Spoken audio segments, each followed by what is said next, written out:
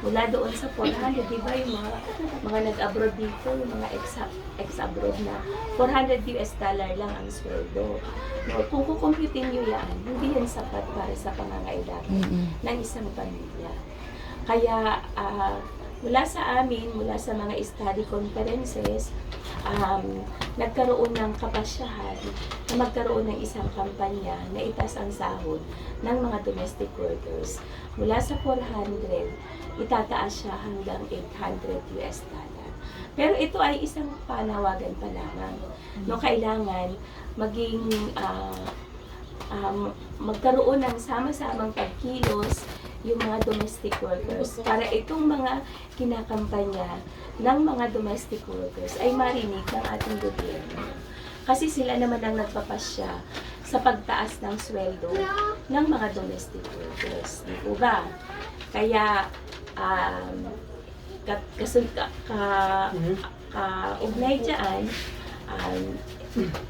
tatalakayin ni Richelda yung orientasyon kaugnay sa sandigan para mas lalo natin maintindihan ano ba itong samahan ng mga DH o kaya sandigan. So bakit kami nandito sa inyo? Yes, po. Ang sandigan, ito ay samahan ng mga DH sa Bukidnon Silangan. So, hindi na naging, kumbaga, ito daw yung taguri sa mga bagong bayani. So, hindi na naging bago ang paghahanap ng iba't ibang oportunidad sa ibang bansa. Ang mga domestic helpers na nagmula pa noong panahon ng rehimen ni Marcos hanggang sa kasalukuyan dahil sa kawalan ng oportunidad dito sa Pilipinas. So, di ba po, kaya po nag-abroad ang mga OFW ay dahil sa kahirapan para mabigyan ng sapat na pangangailangan ng pamilya nila. Kumbaga, mapagtapos nila sa pag-aaral yung mga anak. Kaya yung mga nanay nag-abroad. So, dahil po dyan, tinatawag na tayo daw ng mga OFW or ang mga OFW ay mga bayani. Pero sa katunayan po, kumbaga yung pagiging bayani, hindi maramdaman niya ng OFW kapag nakauwi na ng Pilipinas. Kasi pagdating natin dito sa Pilipinas, wala naman tayong natatanggap na tulong mula sa gobyerno. Kumbaga, sa abroad lang tayo kilala as bayani. Pero pag nakauwi na sa Pilipinas, wala ka nang silbi, wala ka nang, kumbaga, wala ka nang pakinabang sa gobyerno natin. Tama siya. Bakit patuloy ang paghahanap ng mga trabaho ng mga Pilipino sa ibang bansa? Ang Pilipinas daw ay agrikultural na bansa. Ngunit marami sa mga Pilipino ay hindi pagmamay-ari ang lupang kanilang sinasaka. Hindi pantay o kawalan ng oportunidad pagdating sa trabaho dito sa Pilipinas at mababa ang pasahod at kontraktualisasyon. So naging paniniwala o branding ng mga Pilipino na mas magandang kinabukasan sa ibang bansa pagdating sa kalagayan ng pang-ekonomiya. So, ganun daw yun. Dito daw sa Pilipinas, napakabagal ng pag-unlad ng agrikultura natin. Kasi kumbaga dito nga sa Pilipinas, mano-mano, pero pag nasa abroad, mga high-tech na yung pamamaraan nila. Kaya kumbaga, mas mabilis silang umasenso kaysa sa ating mga Pilipino. So, bakit daw mahalaga at dapat pangalagaan ang mga domestic helpers? So, lantad pa rin ang pananamantala at pang-aabuso, physical man at mental sa mga domestic workers at hindi pa nagbigay ng karampatang danyos base sa pinsala o kapabayaan. Hindi pa rin pagkilala sa mga kapatan ng mga domestic helpers bilang mga manggagawa. Isa pa rin sila sa may malaking ambag sa kalagayang ekonomiya ng bansa. So, sabihin nito, lantad daw yung pananamantala ng mga ibang lahi sa ating mga OFW. Kumbaga hindi sila nabibigyan ng karampatang protection at nagkakaroon sila ng, madalas sa kanila nagiging stress sila, physical man o mental, nagkakaroon sila ng problema. So, sa mga domestic helper, hindi daw sila kinikilala bilang manggagawa, kundi sila ay mga, kumbaga, alipin ng banyagang kanilang pinalilingkuran. So, isa pa rin daw sa hindi, isa pa rin sila sa may malaking ambag. Ibig sabihin nito, tayo mga OFW, malaki ang ambag natin o parte sa ibinibigay na tulong sa gobyerno o yung tinatawag na remittances Imagine mo yun, ang kada taon ang pumapasok na remittances sa kaban ng gobyerno ay 36 billion peso. Kalahati dyan ay napupunta sa kaban ng gobyerno. Pero kapag ang OFW nakauwi na ng Pilipinas, ano ba ang Wala na. ang tulong sa gobyerno natin? Wala po. So, yun po yung talamak na kumbaga hindi pantay na pagkilala sa mga worker. Kumbaga pag nasa abroad sila, bayani sila, pero pag nakauwi na sa Pilipinas, wala na silang kwento sa gobyerno natin. At hindi sila, kumbaga hindi sila nakakabigay ng tulong para sa mga OFW, lalo na doon sa mga walang alam sa kanilang karapatan. So ano nga ba ang sandigan?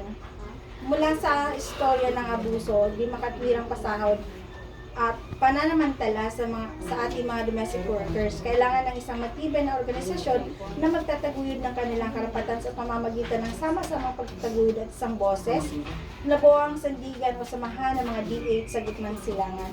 So, ang sandigan po ay nabuo po siya noong 2018. Ang unang-unang case po na hinawakan ng sandigan ay yung kaso po ni Joanna de Mapilis. Sino po ba nakakilala kay Joanna de Mapilis? Oh, istorya sa Isa po balita. siyang OFW na namatay, na nakuha siya natampuan siya sa freezer. Sa bahay ng amo niya sa Kuwait. More than a year na po siya na nasa freezer. Bago po siya 1 year. Inday di ay So, tumbang yun po yung umamatay. unang kaso na hinawakan ng sandigan.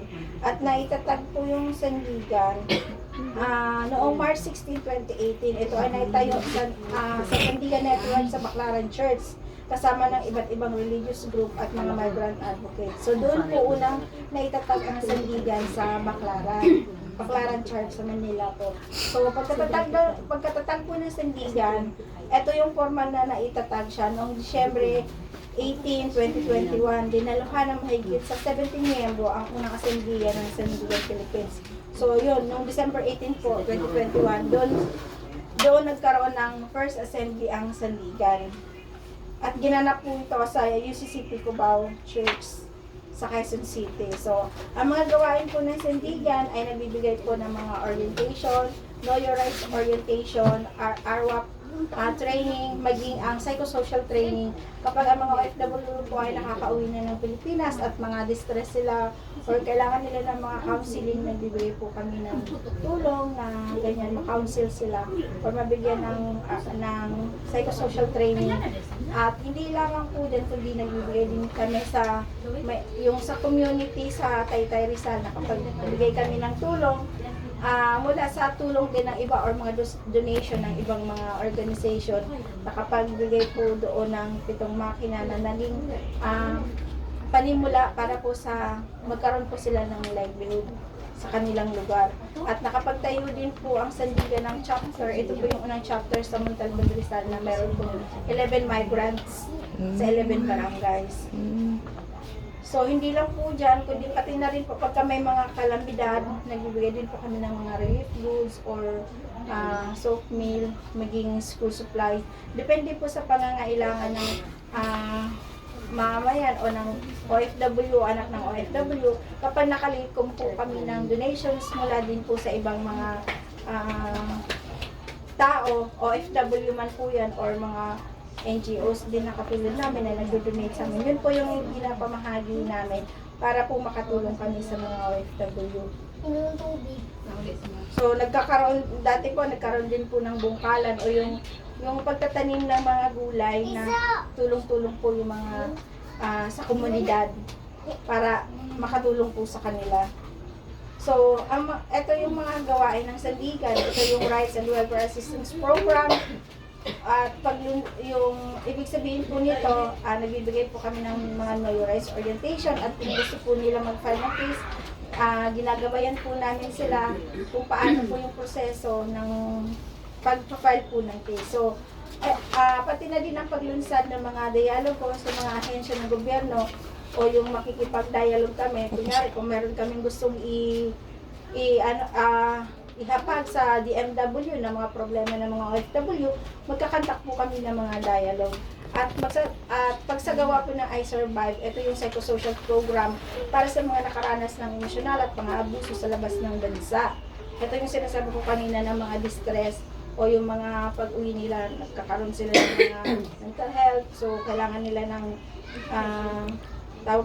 kailangan nila ng counseling at pagbuo din po ng mga samahan ng mga OFW. So ito po yung katulad ngayon na ginagawa po natin na nagsasama-sama po tayo para